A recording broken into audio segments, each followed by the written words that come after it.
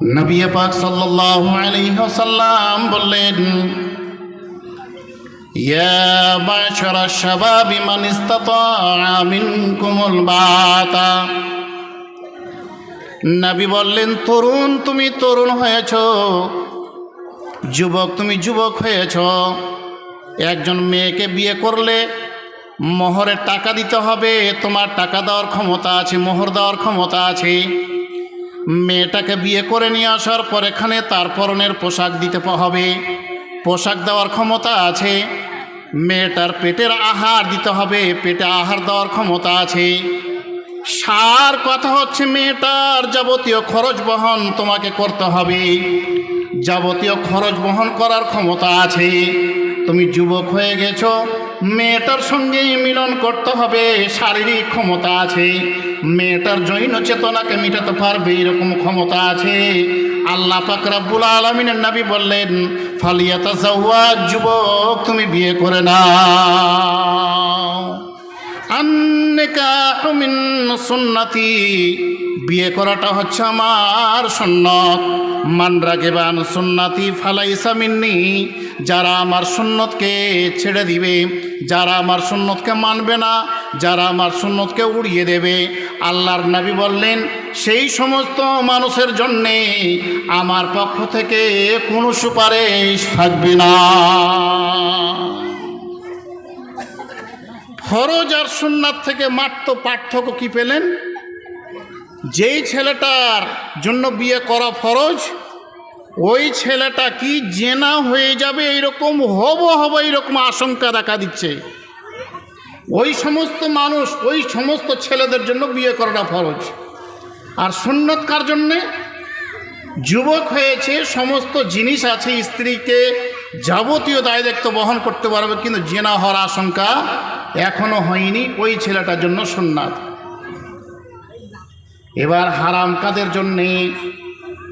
আল্লাহ পাক রব্বুল আলামিনের নবী বলছেন, হে তরুণ যুবক, তুমি যুবক হয়েছ, একজন মেয়েকে বিয়ে করার সময় যেই মোহরের টাকা লাগে, মোহরের টাকা দিতে পারবে, মেয়েটার যাবতীয় খরচ বহন করতে পারবে। কিন্তু দেখা গেল কি, তোমার জৈন চেতনা নেই, মেয়েটার শারীরিক যেটা চাহাত আছে সেটা তুমি মেটাতে পারবে না, মেয়েটার যেটা দৈহিক চাহাত আছে সেটা তুমি মেটাতে পারবে না।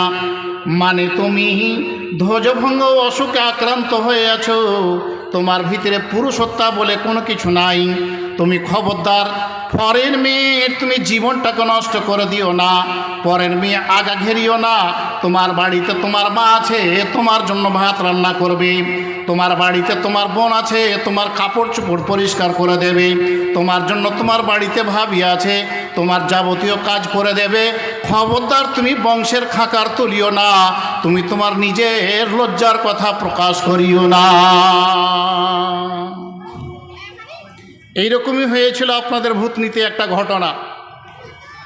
2006 সালে খাকচাবনার ছেলে, আর ভূতনির পাড়াটা উল্লেখ করব না, এইখানকার মেয়ে বিয়ে হয়ে যাওয়ার পর এখানে আটকে গেল।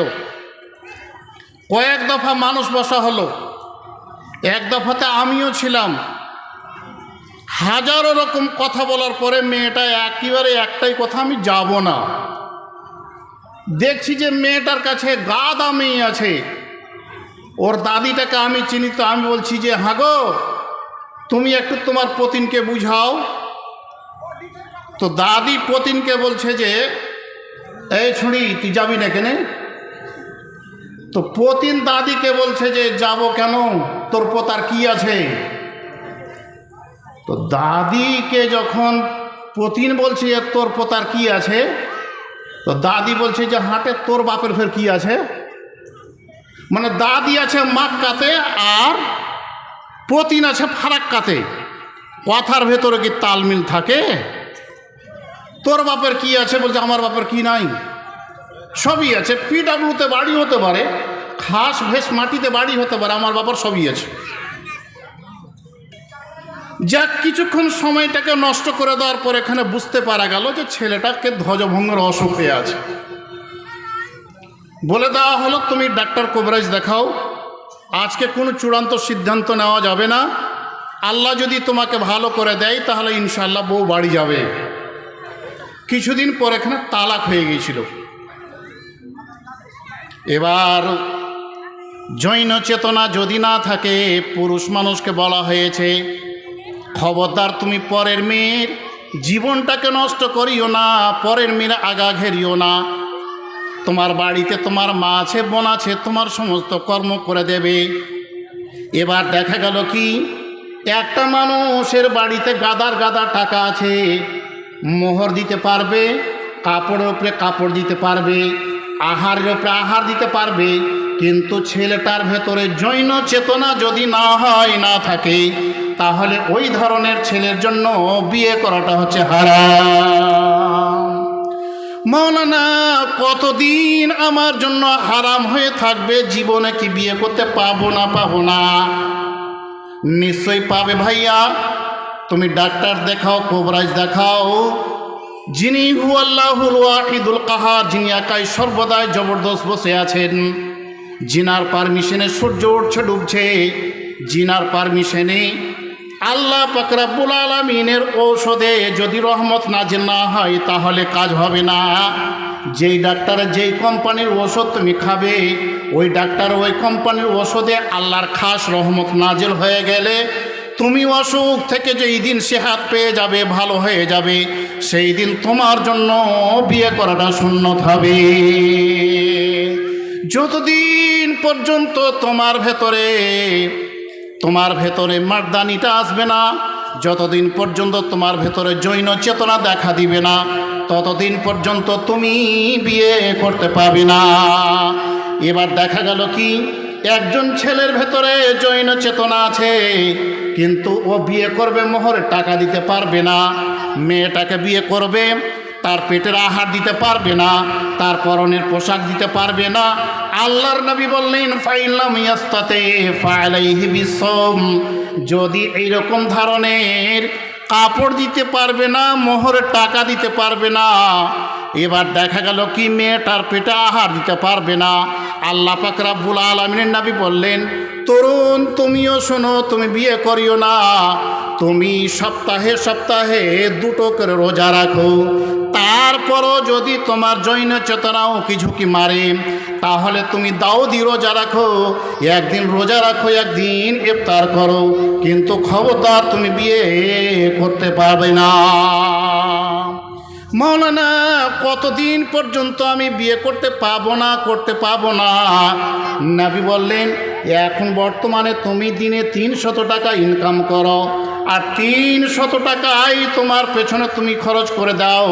তোমার বাম দিকে একটা তোমার জুড়িদার সঙ্গিনী হিসাবে তুমি নিয়ে আসবে, তারও পেছনে দিনে 200 থেকে 250 টাকা খরচ হবে।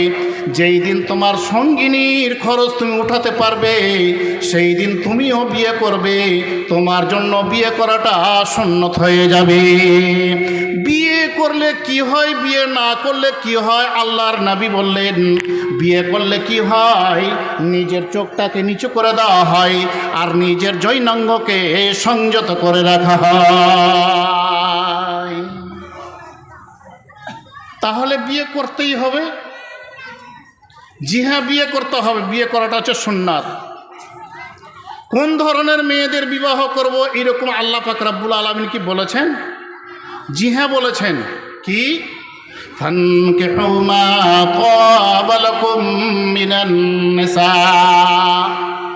সারা পৃথিবীর সমস্ত পুরুষ মানুষদের মহান আল্লাহ পাক রব্বুল আলামিন ডাক দিয়ে বলছেন, হে সারা পৃথিবীর পুরুষ মানুষ, হে তরুণের দল, যুবকের দল, তোমাদের বলি তোমরা শ্রবণ করো। যেই মেয়েটা তোমার চোখে পছন্দ হয়, যে মেয়েটা তোমার চোখে ভালো লাগে, যে মেয়েটা তোমার চোখে দেখতে সুন্দরী লাগে, ওই মেয়েটাকে তুমি বিয়ে করো। সারা পৃথিবীর সমস্ত ছেলে মেয়ের গার্জেনকে বলছি, শুনেন বাপ আমার, বন্ধু আমার, আল্লাহ পাক রব্বুল আলামিন কোনো জায়গাতে বলেননি হে গার্জেন তোমাকে বলি তুমি শুনে নাও, তোমার মন মতো তোমার চয়েসের ওপর দিয়ে তোমার ছেলের তুমি বিয়ে দাও। আল্লাহ পাক রব্বুল আলামিন বলছেন কাকে? হে তরুণ যুবক, হে পুরুষের দল, যে মেয়েটা তোমার চয়েস লাগে, যে মেয়েটা তোমাকে ভালো লাগে, ওই মেয়েটাকে তুমি বিয়ে করো। তাহলে একটা ক্লিয়ার, যে মেয়েটা দেখতে সুন্দরী ওই মেয়েটাকে বিয়ে করতে হবে। তাহলে যেইগুলো দেখতে একটু খারাপ, কালো, কুৎসিত, এরা তো মসজিদে টাকা দিবে না আজকে, কারণ এদের তো বিয়ের কথা বলা হয়নি। এটা কথা নয়, এর অর্থ হলো এটা, এই যে ধরে নেন কিছুক্ষণের জন্য আমি বদরুদ্দোজা, আমি বিয়ে করব। দেখলাম যে একজন একেবারে দেখতে কালো কুৎসিত মেয়ে, একেবারে নাটা মেয়ে, দেখার কোনো সাজ নেই, কিন্তু আমার চোখে ভালো। এই কথাটা কি বলা হয়েছে যে যে বিয়ে করবে তার চোখে যে মেয়েটা ভালো ওই মেয়েটা কি বিয়ে করো। সে মেয়েটা বাকি অন্যান্য সারা পৃথিবীর মানুষের চয়েস হোক অথবা না হোক দেখার নেই, এই কথাটাকে বলা হয়েছে। এবার আল্লাহ পাক রব্বুল আলামিন বললেন পুরুষদেরকে যে তোমরা বিয়ে করো মেয়েদেরকে, ওই মেয়েটাকে যে মেয়েটা তোমাদের চয়েস, যে মেয়েটা দেখতে তোমাদের ভালো লাগে। নবী কি কোনো কথা বলেছেন? জি হ্যাঁ, নবী বলেছেন কি?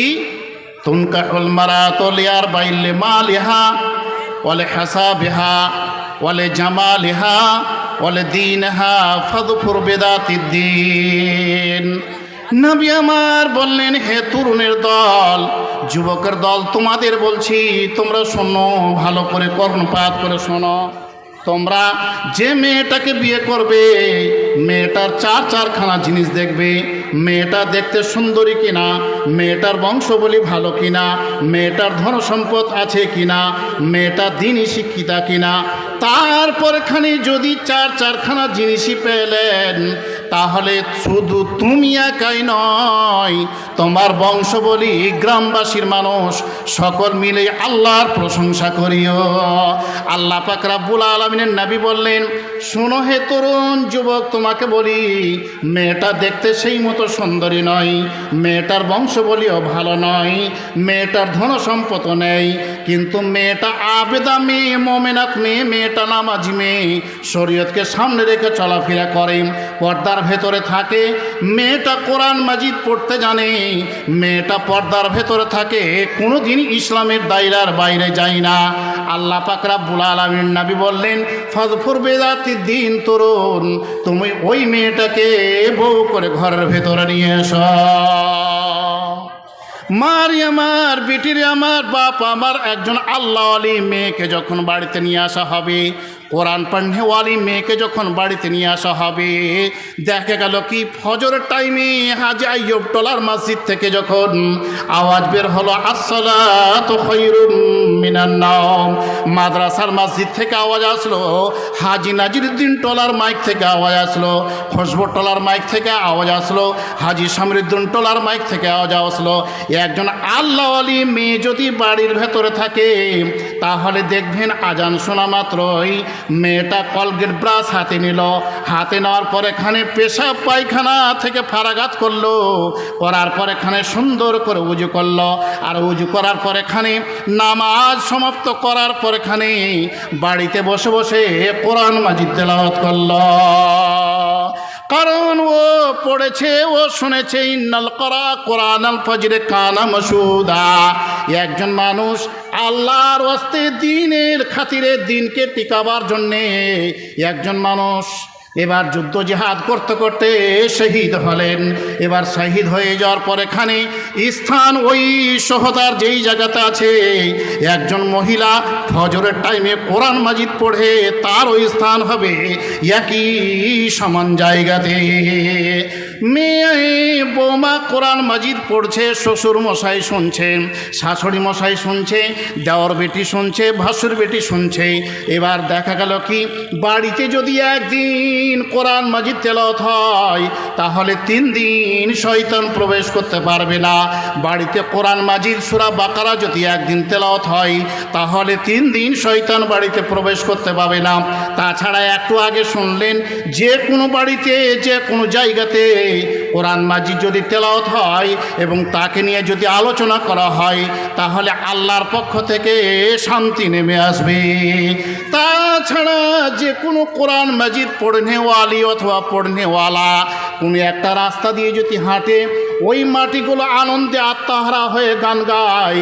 আর যেই মাটির উপরে একজন কোরআন পড়নেওয়ালা অথবা কোরআন পড়নেওয়ালি যায় না, শোয় না, ঘুমায় না, ওই ঘরের মাটিগুলো, ওই রাস্তার মাটিগুলো আফসোস করে বলে, হে কোরআন পড়নেওয়ালা অথবা কোরআন পড়নেওয়ালি, একবার আমার বুকের উপরে একবার হেঁটে দেখো, আমার একবার বুকের উপরে শুয়ে দেখো, আমাকে একটু আনন্দ উৎসব করার সুযোগ সুবিধা দাও। একজন আল্লাহ আলী মেয়ে যদি নিয়ে আসা হয় তাহলে বাড়িতে দেখেন বরকত আর বরকত। কিন্তু এখন তো আমাদের ওই রকম নাই, এখন চলছে উল্টাটা। এই যে ও আগায়, এ দিনকে রাত করে, রাতকে দিন করে। ফের আবার বলছে আইয়ুব টোলারই একটা মেয়ের বিয়ে দেওয়া হয়েছিল রাজমহল ঘাটের উপরে। দেখা হলো মামার বাড়িতে, বিয়ে হয়ে যদিন যায় মামার বাড়িতে বিদায় বরণ, তারপর এখানে দেখা গেল একটা তাল খুপড়ি আছে। তা আইবারিটার নাম বলবো না, আল্লাহ যদি ওকে বাঁচিয়ে রাখে তাহলে আল্লাহ যেন তাকে হায়াত তাইয়্যিবা সিহাতে কুল্লিয়া দান করে আর ভালোভাবে আইবারি করা তৌফিক দেয়। আর যদি ইন্তিকাল করে থাকেন তা আল্লাহ যেন তার রুহে মাগফিরাত করেন, আল্লাহ যেন তার কবরে জান্নাতে ফেরদাউসের বিছানা বিছায়। কথা দুরকম হয়ে যাওয়ার পর এখানে এমন করে যে ইসলাম পাচলাম মার খেলো, তো মনে হয় যে তারপর এখানে আইবারি মনে হয় করেনি। আইবারি বউ দেখতে নিয়ে গেছে, নিয়ে যাওয়ার পর এখানে বউ দেখা হলো, ভাতিজা রাস্তাতে আসার পথে, বউ কেমন দেখলি ভাতিজা? বউ তো সবই ভালো গো, তার যে কিছু বুঝে না। গরুকে যেমন আলমারে এরকম বলছে, ধর সালা খ্যাপা চুন ফেকার। আরে আরবি পড়া আপনি মৌলানা সাইফুদ্দিন সাহেব নিয়ে আসার পর এখানে কি করেছে? মোড়ল সাহেব নিয়ে আসার পর এখানে কি করেছে? বাংলা শিক্ষিতা মেয়েকে যদি নিয়ে আসা হয়, চাকরি যদিও না পায় তাহলে যেখানে সেখানে মিশনগুলো আছে, খুব বেশি বেতন যদিও না পায় তাহলে 5,000 টাকা পাবে। আর এই 5,000 টাকা থেকে আল্লাহ দিবে, ঘর সংসার চলবে। বাড়িতে আসার পর এখানে মা বলছে যে হারে বেটা বউ কেমন দেখলি? তো বউ তোমার সবই ভালো গো, কিন্তু আরবি যে পড়ালে হয়, যার কপালে ঝাঁটা আছে ও কি আর ঝাঁটা ছাড়া থাকতে পারবে? যাজ্ঞা বেটা আরবি পড়া না হোক, বাংলা তো পড়া, বউ করে নিয়ে চলে আয়। আহা, নবী বললেন যে মেয়েটাকে বিয়ে করতে যাবে, যে মেয়েটাকে বউ করতে যাবে, তার 4খানা জিনিস দেখবে, 3খানা জিনিস নয়। কিন্তু দেখা গেল মেয়েটা আল্লাহ আলী মেয়ে, কোরআন মাজিদ পড়তে জানে, নামাজি মেয়ে। আল্লাহর নবী বললেন, তরুণ তুমি শোনো, ফাজফর বেদাতি দিন, তুমি ওই মেয়েটাকে বউ করে ঘরে নিয়ে এস। মারি আমার, বেটিরে আমার, সেই দিন তুমি বলে দিলে যে আরবি শিক্ষিতা মেয়েকে নিয়ে আসার পর এখানে কি হবে।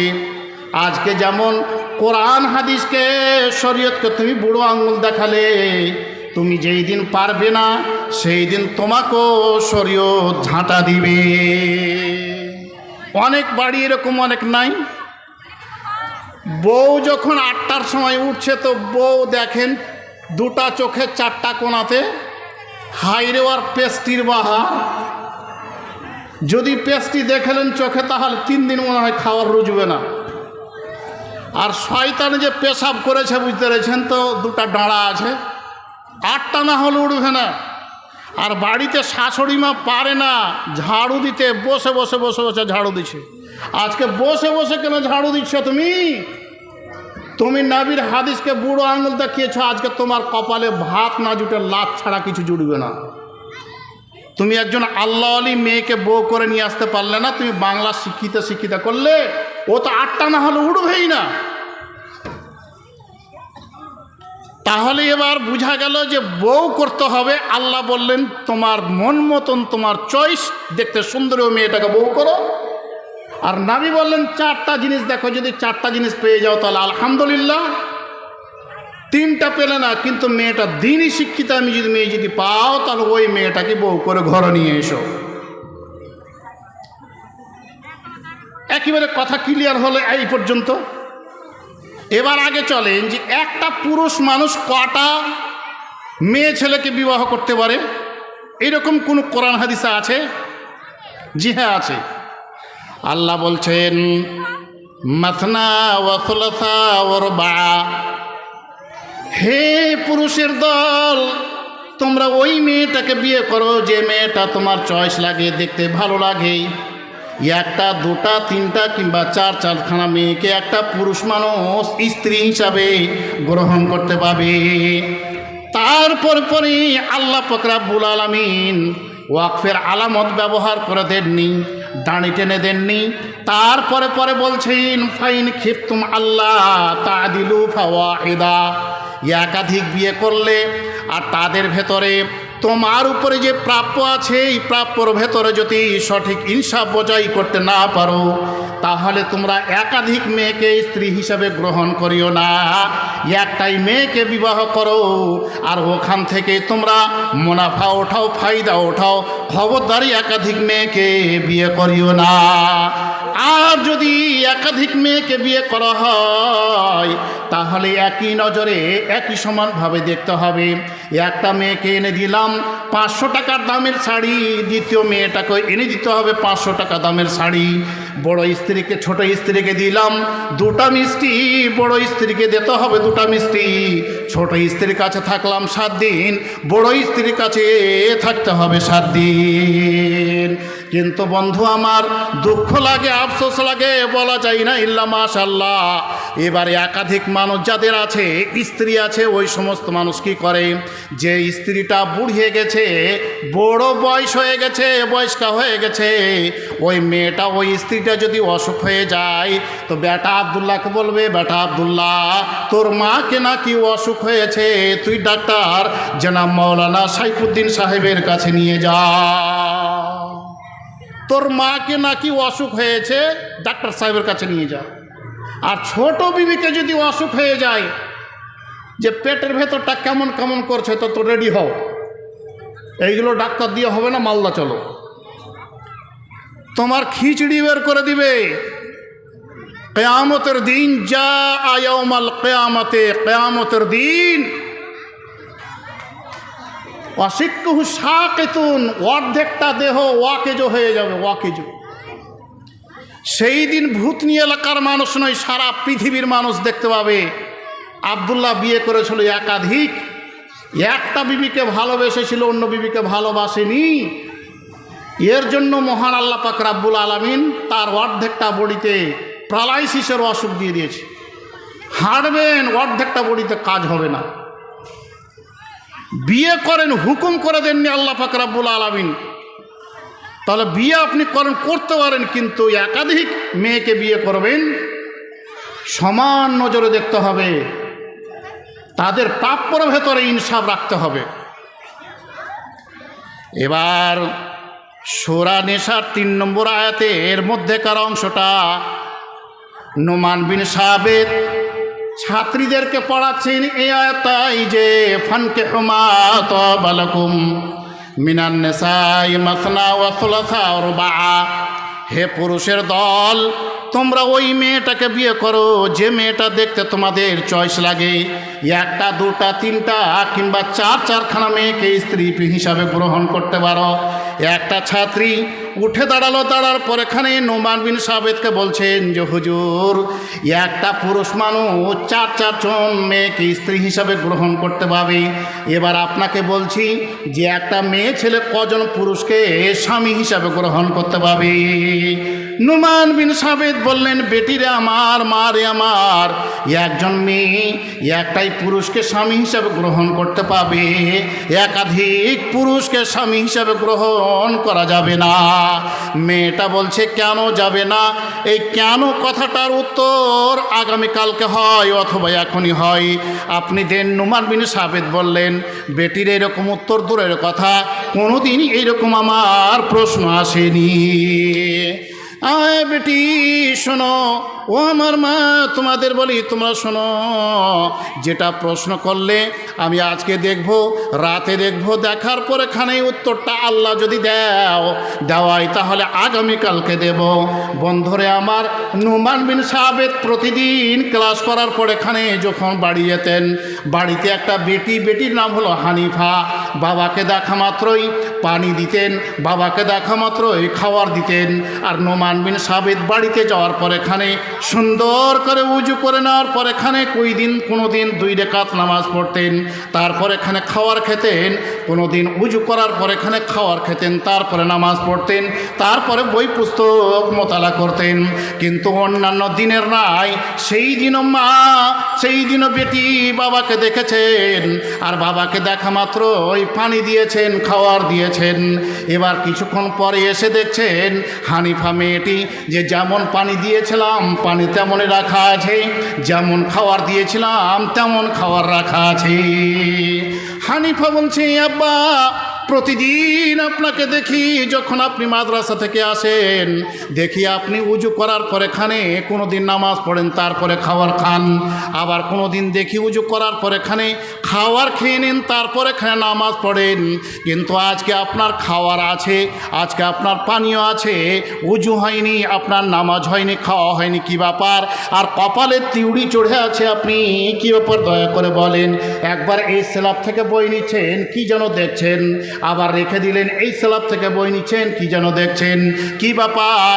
এবার নোমান বিন সাবেত বলছেন, বেটিরে তোমাকে বলি, তুমি শোনো, আমি যেই উত্তরে আটকে গেছি, আমি যেই প্রশ্নের পেছনে পড়ে আছি, সেই প্রশ্ন উত্তর তোমার পক্ষে সম্ভব নয়। তুমি আমাকে সময়টা নষ্ট করে দিও না, আমাকে বই পুস্তক মোতালা করতে দাও। বেটি বলছে, আব্বা, আপনাকে বলতেই হবে কি এমন প্রশ্ন সম্মুখীন হয়েছেন। নোমান বিন সাবেত বললেন, বেটিরে, সূরা নিসার 3 নম্বর আয়াতের মধ্যেকার অংশটা আমি আজকে ছাত্রীদেরকে পড়াচ্ছিলাম, আর ছাত্রীরা প্রশ্ন করেছে যে একজন পুরুষ মানুষ চারজন মেয়েকে স্ত্রী হিসাবে গ্রহণ করতে পারবে, একজন মেয়ে ছেলে একাধিক পুরুষকে স্বামী হিসাবে গ্রহণ কেন করতে পারবে না? ওই কেন কথাটার উত্তর ঢুঁড়ছি, বেটি খুঁজছি চট করে। এবার হানিফা মেয়ে বলছে, আব্বা, এই প্রশ্ন উত্তর আমার কাছে আছে, আপনি আগে খাওয়ার খেয়ে নেন, তারপর এখানে উত্তরটা নেন। হানিফা নোমান বিন সাবেত বলছেন, বেটিরে কি উত্তর আছে দয়া করে আগে বলো, তারপর এখানে খাওয়ার খাবো। নোমান বিন সাবেত যখন বলছেন, বেটি তুমি বলো, তারপরে খাওয়ার খাবো, হানিফা বলছেন, আব্বা, আপনি আগে খাওয়ার খেয়ে নেন, আপনি আগে উজু করে নেন, তারপরে উত্তরটা আমি বলবো। এই মুহূর্তে খাওয়ার ঢুকবে, খাওয়ার ঢুকলো না। এবার হানিফা মেয়েটা বলছে, আব্বা, এটা কোরআন হাদিসের উত্তর নয়, আপনাকে প্রথমে আমি একটা উত্তর দিচ্ছি, শুনে নেন। এই জায়গাতে একটা সাদা গাভী বাঁধা আছে, এই জায়গাতে একটা কালো গাভী বাঁধা আছে, এই জায়গাতে আপনি একটা লাল গাভী বাঁধা আছে, এই জায়গাতে একটা চিৎকাবরা গাভী বাঁধা আছে। এবার এই গাভীর বাঁট থেকে দুধ টানলেন, ওই গাভীর বাঁট থেকে দুধ টানলেন, ওই গাভীর বাঁট থেকে দুধ টানলেন, এই গাভীর বাঁট থেকে দুধ টানলেন, টানার পর এখানে একটা বালতিতে রেখে দিলেন। আর যেমনই ঢাললেন যেমনই রাখলেন, ওই মুহূর্তে যদি বলা যায় কোনো মানুষকে যে কালো গাভীর দুধটাকে আলাদা করে দেওয়া হোক, লাল গাভীর দুধটাকে আলাদা করে দেওয়া হোক, অথবা চিৎকাবরা গাভীর দুধটাকে আলাদা করে দেওয়া হোক, কোনো মায়ের বেটা পারবে না, আপনিও পারবেন না, সারা পৃথিবীর কোনো মানুষের পক্ষে সম্ভব হবে না। আব্বা আপনাকে এই উদাহরণটা দিলাম এই কারণেই যে একজন মেয়ে ছেলে একাধিক পুরুষ মানুষকে যখন বিয়ে করবে তখন ওই মেয়েটার সঙ্গে তার 1 নম্বর স্বামী মিলামিশা করবে, তার 2 নম্বর স্বামী মিলামিশা করবে, তার 3 নম্বর স্বামী মিলামিশা করবে, 4 নম্বর স্বামী মিলামিশা করবে। আর পুরুষের যৌনাঙ্গ থেকে যেটা বের হয়ে যাবে এটাকে বলা হয় শুক্রাণু। কার শুক্রাণুতে বাচ্চা ধরলো, কার শুক্রাণুতে বাচ্চা হলো? প্রথম স্বামীর না দ্বিতীয় স্বামীর না তৃতীয় স্বামীর না 4 নম্বর স্বামীর? বলার ক্ষমতা থাকবে না, বলার ক্ষমতা থাকবে না। এবার বলার ক্ষমতা যেমন থাকবে না, ঠিক এই কারণেই আপনাকে বলছি যে একজন মেয়ে ছেলে একাধিক পুরুষকে স্বামী হিসাবে গ্রহণ করতে পাবে না। তারপর এখানে আল্লাহর নবী আরও একটা হাদিস বলেছেন, এদার রাজুল দাসাওজাতাহু লিহাজাতিহি ফালতাতিহি ওয়া ইন কানাত আলা তান্নুর। হে মহিলাদের দল, তোমাদের বলি, তোমরা শ্রবণ করো। তোমরা কাজে ব্যস্ত আছো, কি কাজে ব্যস্ত আছো গো? রুটি পাকাতে আরম্ভ করেছো, রুটি পাকাতে পাকাতে রুটিটাকে খোলাতে ফেলে দেওয়া হয়েছে, ফেলে দিয়েছো। হেন অবস্থাতে স্বামী যদি ডাক দেয় তাহলে নবী বললেন রুটিটা পুড়ে তোমার ছারখার হয়ে যাক, একেবারে বরবাদ হয়ে যাক। তোমার স্বামী তোমাকে ডাক দিয়েছে, তোমার স্বামীর ডাকে তুমি সাড়া দাও। তাহলে রুটি ছাই হয়ে যাওয়ার পরেও নবী বললেন রুটি ছাই হয়ে যাক, তোমার স্বামীর ডাকে সাড়া দাও। একই সময়তে যদি 1 নম্বর স্বামী বলে রহিমা তুমি শোনো, আর ওই সময়তে 2 নম্বর স্বামীতে বলে রহিমা শোনো, ওই সময়তে 3 নম্বর স্বামীতে বলে রহিমা শোনো, ওই সময়তে 4 নম্বর স্বামীতে বলে রহিমা শোনো, কোন স্বামীর কথা বলবে?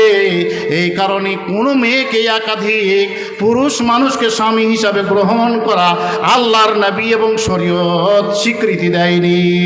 নারে তাকবীর! আপনারাকে জাফর দেয়নি নাকি?